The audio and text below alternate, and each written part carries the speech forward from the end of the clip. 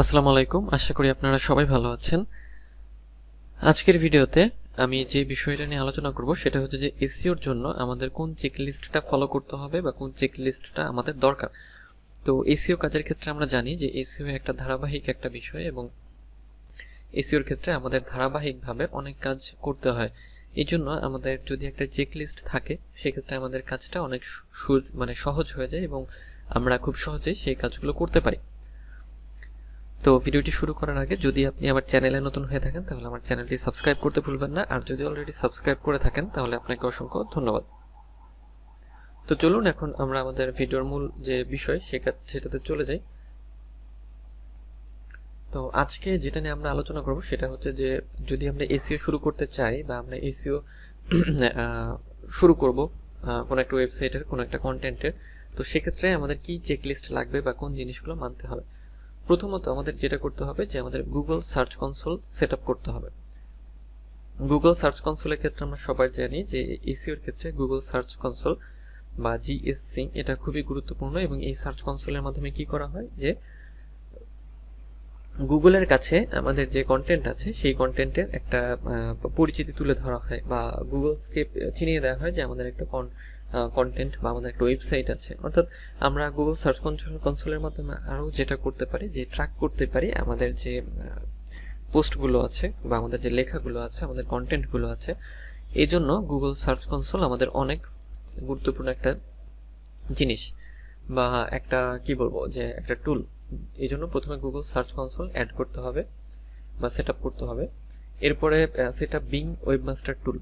এখন গুগলের মতোই বিং হচ্ছে একটা সার্চ ইঞ্জিন, তো এই যে বিং ওয়েবমাস্টার টুল করে নিতে হবে। যেমন আমরা সবাই জানি যে বিং হচ্ছে একটা সার্চ ইঞ্জিন, তো এটাও গুগলের মতো। তারপর সেট আপ গুগল অ্যানালিটিক্স আমাদের সেট করে নিতে হবে, কারণ গুগল অ্যানালিটিক্সের মাধ্যমে আমরা আমাদের যে ইমপ্রেশন মানে আমাদের পোস্টের ইমপ্রেশন, ক্লিক, রিচ এগুলো জানতে পারবো, ট্র্যাক করতে পারবো। এরপর গুগল অ্যানালিটিক্স কানেক্ট করতে হবে, মানে কানেক্ট গুগল অ্যানালিটিক্স, এটা আমাদের ওয়েবসাইটের সাথে অ্যাড করে নিতে হবে। মানে অ্যাকচুয়ালি দেখতে হবে যেটা যে এই যে এখানে যে বিষয়গুলো লেখা হয়েছে সেই বিষয়গুলো আসলে করা হয়েছে কিনা বা ওয়েবসাইটে আছে কিনা। Connect Google search console. প্রথমে যেটা ছিল যে set up Google search console, মানে সেট আপ এক ধরনের কাজ এবং কানেক্টটা আরেক ধরনের। সো এই দুটো করে নিতে হবে, মানে প্রথমে সেট আপ তারপর কানেক্ট গুগল সার্চ কনসোল, এরপর generate an XML site map, অর্থাৎ একটা সাইট ম্যাপ তৈরি করতে হবে এবং সাইট ম্যাপটাকে অ্যাড, তারপরে সাবমিট সাইট ম্যাপ করতে হবে, মানে সাইট ম্যাপটাকে সাবমিট করে দিতে হবে। অর্থাৎ গুগলকে একটা রাস্তা চিনিয়ে দিতে হবে যে আমার একটা ওয়েবসাইট আছে, গুগল যেন এই ম্যাপটা ধরে মানে সাইট ম্যাপটা ধরে আমার ওয়েবসাইটের কাছে আসতে পারে।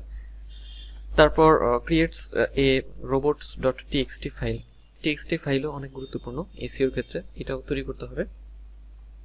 তারপর check search console for manual actions. Search কনসোলটাকে চেক করতে হবে কিসের জন্য, ম্যানুয়াল অ্যাকশনটা চালু আছে কিনা বা ম্যানুয়াল অ্যাকশনটা ঠিকমতো হচ্ছে কিনা সেটা জানার জন্য বা বোঝার জন্য। এবং এরপর যেটা থাকবে make sure that Google can actually index your website. এবং আমাদের যেটা চেক করতে হবে এবং শিওর হতে হবে যে গুগল আসলেই আমাদের ওয়েবসাইটটাকে ইন্ডেক্স করেছে, সেটা আমাদের মেক শিওর হতে হবে। তো এই যে 10টা বিষয় এখানে, তাহলে কি হবে, প্রথমে যদি আমরা এসইওটা শুরু করতে চাই তখন আমাদের মাথায় এসইওটা করছি তো আমরা কি Google search console set up করেছি কিনা, তারপর বিং ওয়েবমাস্টার টুল সেট আপ আছে কিনা, তারপর গুগল অ্যানালিটিক্স সেট করা আছে কিনা, গুগল অ্যানালিটিক্সটা কানেক্ট করা আছে কিনা, তারপর গুগল সার্চ কনসোলটা আমরা কানেক্ট করেছি কিনা, তারপর মানে জেনারেট এক্সএমএল সাইট ম্যাপ, অর্থাৎ যে এক্সএমএল যে সাইট ম্যাপ আছে সেটা জেনারেট বা তৈরি করা হয়েছে কিনা, এবং এরপরে সাবমিট এ সাইট ম্যাপ, অর্থাৎ সাইট ম্যাপটা সাবমিট করা হয়েছে কিনা, তারপরে robots.txt ফাইল এটা তৈরি করা হয়েছে কিনা, এবং check search console for manual actions, অর্থাৎ সার্চ কনসোলটাকে আমাদের এরপরে চেক করতে হবে যে ম্যানুয়াল অ্যাকশনগুলো করার জন্য এটা ঠিক আছে কিনা, এবং এরপরে যে গুগল আমাদের ওয়েবসাইটটাকে ইন্ডেক্স করেছে কিনা সেটা শিওর হতে হবে। তো এই 10টা বিষয় বা এই 10টা পয়েন্ট একটা চেকলিস্ট হিসেবে কাজ করবে আপনার। এই চেকলিস্ট দিয়ে আপনি কি করতে পারবেন যে খুব সহজেই যে এসইওর কাজটা আপনি করছেন সেটা কার্যকর হবে কিনা বা কতদূর কার্যকর হচ্ছে এটা চেক করতে পারবেন। তো এই ছিল আজকের ভিডিও, এবং এই চেকলিস্টটা খুবই কার্যকরী, আপনারা এই চেকলিস্টটা রেখে দিতে পারেন, কারণ এসইও করার ক্ষেত্রে আমাদের এই জিনিসগুলোই হচ্ছে মেইনলি কাজে লাগবে প্রথমত। এছাড়াও আরও কিছু বিষয় আছে, সেগুলো নিয়ে আমি পরের ভিডিওতে আলোচনা করব। তো সে পর্যন্ত সবাই ভালো থাকবেন, সুস্থ থাকবেন।